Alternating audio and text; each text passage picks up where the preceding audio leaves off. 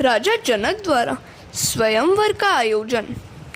जनक राजा ने त्राकट किया, ये कोई परब्रह्म है। जनक कहते हैं कि अपनी आंखों से मैं दूसरों को देखता हूँ, किंतु मेरा मन किसी भी ओर आकर्षित नहीं होता है। मुझ में वैराग्य भरा है। इन कुमारों को देखकर मेरा मन आकर्षित हो रहा है। मेरे मन को ईश्वर के सिवा अन्य कोई भी आकर्षित नहीं कर सकता। सो ये अवश्य ही ईश्वर है। ईश्वर के बिना मेरा मन किसी भी विषय में जा नहीं सकता। उन्हें अपने मन पर कितना विश्वास था।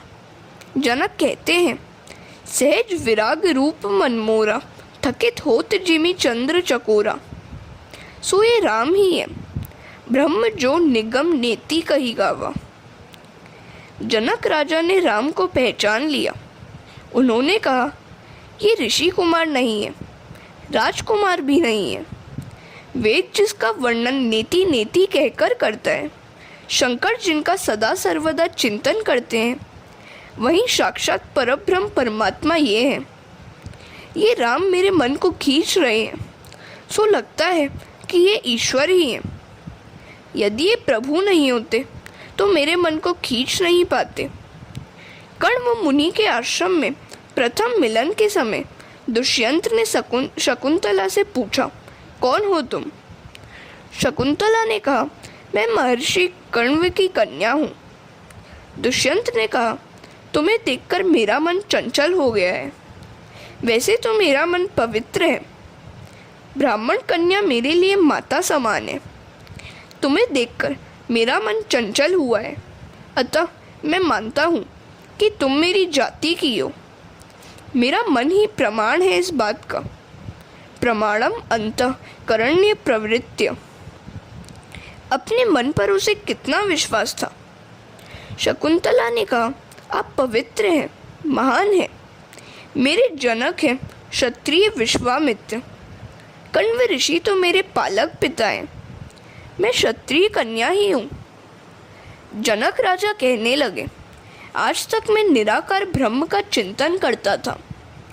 आज मेरा मन कह रहा है कि निराकार ब्रह्म का चिंतन छोड़कर इस सगुण राम का चिंतन किया जाए तो अच्छा हो। मुझे अब लगता है कि निराकार नहीं, साकार का ध्यान करूं। ये राम ईश्वर ही है। विश्वामित्र कहने लगे, राजन, यह तो तुम्हारी दृष्टि का गुण है। ज्ञानी अभेद भाव से चिंतन करते हैं। तुम्हारी वृत्ति ब्रह्माकार है, सो तुम्हें ऐसा लगता है, अन्यथा ये तो दशरथ राजा के पुत्र ही हैं। जनक तो महाज्ञानी है। उनकी प्रशंसा गीता में श्री कृष्ण ने भी की है। कर्मण्येवाहि संसिद्धिं स्थिता जनकादय। जनक राजा ने कर्म द्वारा ही परम सिद्धि प्राप्त की थी, अन्यथा गीता में और किसी की भी प्रशंसा नहीं की गई है। विश्वामित्र, राम और लक्ष्मण जनकपुरी के बाहर एक उद्यान में रह रहे हैं। सायंकाल की संध्योपासना भी नियमित रीति से करते हैं। विश्वामित्र के साथ उन्होंने सत्संग किया। रात्रि के समय वे विश्वामित्र की चरण सेवा करते लगे। आशीर्वाद मांगने से नहीं, अपने आप हृदय से मिल जाते हैं। विश्वामित्र ने भी इन राजकुमारों को हृदय से आशीर्वाद दिया, कल्याण हो तुम्हारा। लक्ष्मण राम की सेवा कर रहे हैं। वे सोचने लगे कि संभवतः मैं कल से चरण सेवा का लाभ पा न सकूंगा। कल बड़े भैया का विवाह होगा, अतः उनकी चरण सेवा का अधिकार अब तो भाभी को ही मिलेगा। सेवा करने का यह मेरा अंतिम दिन है। कल से मैं सेवा कर नहीं पाऊंगा। राम की सेवा के बिना मुझे चैन नहीं मिलता। सेवा और स्मरण के बिना जिसे चैन न मिले, वही सच्चा वैष्णव है। जो सेवा और स्मरण के हेतु जीता है, वही वैष्णव है। लक्ष्मण को बड़ा दुख होने लगा कि अब सेवा का अधिकार और अवसर छीना जाएगा। उनका मन अकुलाने लगा। उनका हृदय भर आया। आंखों में से आंसू की बौछार होने लगी। प्रभु ने देखा कि उनका लक्ष्मण रो रहा है। वे लक्ष्मण से रोने का कारण पूछने लगे। क्यों रोते हो भाई? क्या माता की याद तो आ रही है? तुम रोते हो तो मुझे बड़ा दुख हो रहा है। रामचंद्र का प्रेम आदर्श प्रेम था। लक्ष्मण संकोचवश बोल नहीं पा रहे थे। राम लक्ष्मण के हृदय को जानते हैं। उन्होंने लक्ष्मण से कहा, भाई, मेरे विवाह के बाद दाहिने चरण की सेवा तुम करना और बाएं चरण की सेवा सीता करेगी। तुम्हें देखे बिना मुझे नींद नहीं आती।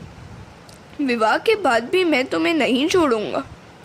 चाहे तेरी भाभी को छोड़ना पड़े, तुम्हें नहीं छोड़ूंगा।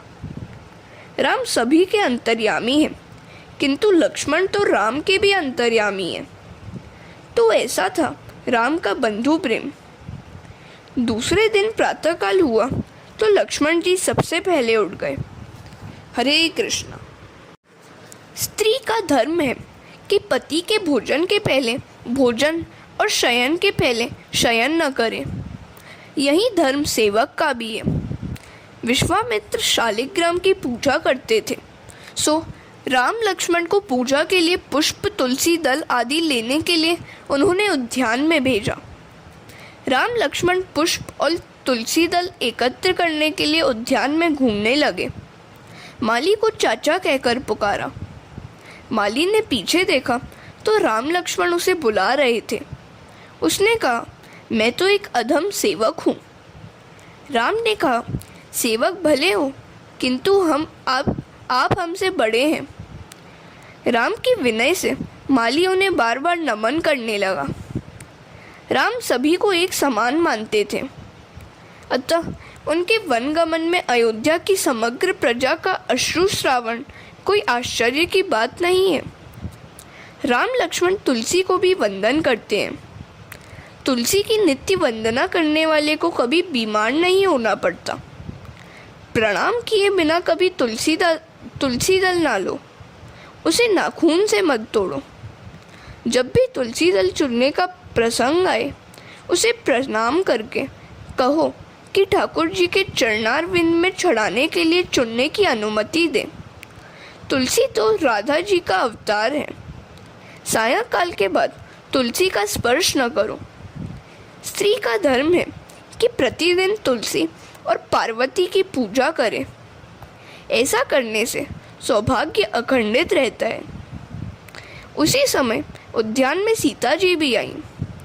राम और सीता की दृष्टि का मिलन हुआ। इस दृष्टि मिलन की कथा मात्र तुलसीदास जी के रामचरित्र मानस में ही है। वाल्मीकि रामायण, भावार्थ रामायण, आनंद रामायण, आध्यात्म रामायण आदि में नहीं है। सीता जी ने जगदम्बा को प्रणाम करके राम जैसा पति मांगा। सीता जी प्रार्थना करती हैं, जय जय गिरवर राज किशोरी, जय महेश मुखचंद चकोरी, देवी पूजी पद कमल तुम्हारे, सुर नर मुनि सब हो ही सुखारे। राम लक्ष्मण पुष्पादि लेकर वापस आए और विश्वामित्र से कहा कि जिस कन्या का स्वयंवर होने जा रहा है वह भी उद्यान में आई हुई थी। राम का स्वभाव बड़ा सरल है। उनके मन में छल कपट नहीं है। सरल स्वभाव छुअत छल नाई। विश्वामित्र ने कहा, वत्स, मैं जानता हूँ कि इस समय प्रतिदिन वह उद्यान में आती है और इसलिए मैंने तुम्हें वहाँ भेजा था कि वह तुम्हें देख ले। स्वयंवर का समय आया। राजा जनक ने राजसभा में कहा, मेरी पुत्री जब 3 वर्ष की थी तब इस धनुष को घोड़ा बनाकर खेलती रहती थी। इस धनुष का भंग जो करेगा उससे मैं अपनी पुत्री का विवाह करूँगा। इस सभा में रावण भी उपस्थित था। बिना कारण क्लेश करे, अपनी जयकार स्वयं करे। जो स्वयं आत्म प्रशंसा करता फिरे वही रावण है। इस सभा में भी वह अपनी जयकार करने लगा। बिना कारण ही उसने राजा जनक से झगड़ा मोल लिया। धनुष उठाने का प्रयत्न करता हुआ वह अपनी जयकार कराने लगा। अपनी प्रशंसा अपने आप ही करे वह रावण ही है। पार्वती ने शिवजी से कहा, आपका शिष्य रावण बहुत अभिमानी हो गया है। कुछ ऐसा उपाय करें कि वह धनुष उठा ही न सके। 300 शिव सेवक सूक्ष्म रूप धारण करके उस धनुष पर बैठ गए। रावण धनुष न उठा सका और भरी सभा में उसकी शेखी धूल में मिल गई। ऐसा होने पर अन्य सभी राजा भी सावधान हो गए। जब महाबलवान रावण को मुंह की खानी पड़ी तो हमारी हस्ती ही क्या है। धनुष उठाने से सब कतराने लगे। हरे कृष्णा। प्रभु प्रेम और सत्यभामा नारद प्रसंग। एक बार सत्यभामा के मन में अभिमान हो आया कि प्रभु को वही सबसे प्रिय है। एक दिन नारद जी घूमते फिरते वहां पहुंचे तो सत्यभामा ने उनसे कहा, मुझे हर जन्म में यही पति मिले, ऐसा कोई उपाय बताइए। नारद जी ने कहा, आज जिस वस्तु का दान करेंगी वहीं अगले जन्म में आपको प्राप्त होगी। अतः यदि आप श्री कृष्ण को ही अगले जन्म में पति के रूप में पाना चाहती हैं तो उनका दान कर दीजिए। ऐसा दान देने के लिए सत्यभामा तो तैयार हो गई, किंतु ऐसे दान को स्वीकार कौन करता। कोई भी व्यक्ति उस दान को लेने के लिए इच्छुक नहीं था। अंत में नारद जी को ये स्वीकार करने के लिए समझाया गया। वे राजी हो गए। सत्यभामा ने संकल्प करके श्री कृष्ण का नारद जी को दान कर दिया। श्री कृष्ण को दान में पाकर नारद जी उन्हें अपने साथ ले जाने लगे। सत्यभामा नारद जी से पूछने लगी, मेरे पति को आप कहाँ लिए जा रहे हैं। नारद जी ने कहा, आपने अभी अभी तो मुझे उनका दान किया है, अतः वे मेरे हो गए। दान में दी गई वस्तु दान देने वाले की हो जाती है। अब कृष्ण पर मेरा अधिकार है। अब सत्यभामा को अपनी भूल समझ में आई। वे श्री कृष्ण को मांगने लगी और नारद जी देने से इनकार करने लगे। उधर जब ये सारी बातें अन्य रानियों तक पहुंची तो वे सभी दौड़कर आ गईं, पर एक रुक्मणी नहीं आई। सभी रानियां नारद जी से विनती करने लगी कि उनके पति को वापस दे दीजिए। नारद जी ने बोला, सत्यभामा ने श्री कृष्ण को दान किया है, अतः अब वो मेरे हो गए हैं। हाँ, फिर भी यदि आप इन्हें वापस लेने की इच्छा करती हैं तो इनका जितना वजन है उतना सुवर्ण मुझे दे दें तो मैं इन्हें लौटा दूं। सत्यभामा प्रसन्न हो गई। उसने सोचा कि मेरे पास तो ढेर से आभूषण है और स्यमंतक मणि भी है, पति का वजन होगा तो भी कितना होगा। वे अपने सारे आभूषण ले आई, किंतु यह क्या हुआ। सत्यभामा ने हीरा, मोती, स्यमंतक मणि सहित अपने सारे के सारे आभूषण तुला में रख दिए, फिर भी श्री कृष्ण का पल्ला नीचा ही रहा। अब तो सारी रानियां भी घबरा गईं और दौड़ दौड़ कर अपने अपने आभूषण ले आई। उनके आभूषण भी तुला में रख दिए गए, फिर भी कृष्ण का पल्ला नीचे ही रह गया। जीव जब अभिमानी हो जाता है तो भगवान भी भारी हो जाते हैं। उनके आगे हीरा, मोती और सुवर्ण का मोल ही क्या है। रानियों ने आभूषणों से श्री कृष्ण का मोल करना चाहा, सो हजारों मन आभूषण रख देने पर भी उनका वजन श्री कृष्ण के वजन से कम ही रहा। सत्यभामा के अभिमान का नाश करने के हेतु ही यह सारी लीला रची गई थी। सब रानियां सोच में डूबी हुई थी कि अब क्या किया जाए। सत्यभामा ने श्री कृष्ण का दान करके अनर्थ कर डाला था। अंत में सत्यभामा ने रुक्मिणी का आसरा लिया। रुक्मिणी भी वहां आई। रुक्मिणी सारा भेद समझ गई कि भगवान की तुला क्यों नहीं हो रही है। रुक्मिणी ने अन्य रानियों से कहा, भगवान की तुला क्या सुवर्ण से हो सकती है। उन्होंने पल्ले में प्रेम से एक तुलसी दल रख दिया तो भगवान की तुला पूर्ण हो गई। रुक्मिणी ने पूरे प्रेम से तुलसी दल अर्पण किया था, अतः भगवान का पल्ला ऊपर उठ गया। इसी प्रकार बुढ़ाना के लिए भगवान सवा बाल एक धान्य विशेष के बराबर हो गए थे। धन्य धन्य बुढ़ाना की नारी, सवा बाल भये वनमाली। हरे कृष्ण। ईश्वर कभी ऐसी इच्छा नहीं करते कि कोई उनकी सेवा करे। वे तो निज लाभ से परिपूर्ण है। उन्हें किसी भी वस्तु की अपेक्षा नहीं है। वे स्वयं आनंद रूप है। उन्हें ऐसी इच्छा या अपेक्षा नहीं है कि वैष्णव उन्हें भोग लगाएं। उन्हें भोजन की इच्छा भी नहीं होती। वे तो निष्काम हैं। भक्तों को प्रसन्न रखने के लिए ही वे भोजन करते हैं। भगवत निवेदन किए बिना भोजन कभी नहीं करना चाहिए। ईश्वर को उनका ही पदार्थ अर्पण करना है। प्रेम से अर्पण करोगे तो वे प्रसन्न होंगे। ईश्वर को अर्पित किए बिना खाने वाला व्यक्ति भूखा रह जाता है। तुम उन्हें अर्पित करोगे तो वे कई गुना बढ़ाकर वापस लौटाएंगे। वे कहते हैं कि मेरी ही बनाई हुई वस्तुएं मुझे अर्पित करने में वैसे ही कोई बड़ाई नहीं है, किंतु मुझे अर्पण किए बगैर खाना अनधिकृत खाना है। भगवान के घर कोई कमी तो है नहीं, वे तो केवल तुम्हारी भावना ही देखते हैं। भगवान ने जो दिया है वही तो उन्हें अर्पित करना है। जीव तो किसी भी वस्तु की उत्पत्ति कर नहीं सकता, सभी कुछ श्री कृष्ण का ही तो है। दीपक जलाने से या आरती करने से भगवान के घर तो प्रकाश होगा नहीं, या तो तुम्हारे ही हृदय में प्रकाश करने के लिए है। ईश्वर तो वैसे ही स्वयं प्रकाशी है। सेवा करने से सेवक को सुख होता है, भगवान को तो क्या सुख मिलेगा, वे तो परमानंद स्वरूप है। जीव को देने वाला तो ईश्वर ही है, किंतु मनुष्य के निवेदन से वे प्रसन्न होते हैं। सेवा और पूजा में भेद है।